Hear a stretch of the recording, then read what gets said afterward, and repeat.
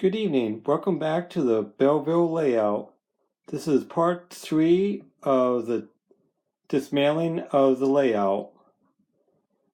And as you can see, I have taken down all the buildings except for the engine facility and all the light poles and the lights downtown, and all the street signs have been taken down, as well as started taking all the control panels off the side. It's got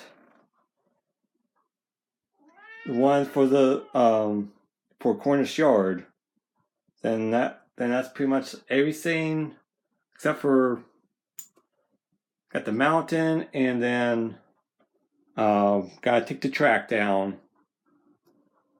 And then the fun part will be dismantling the bench work. So I think I've done enough tonight. So I think it's time to go to bed.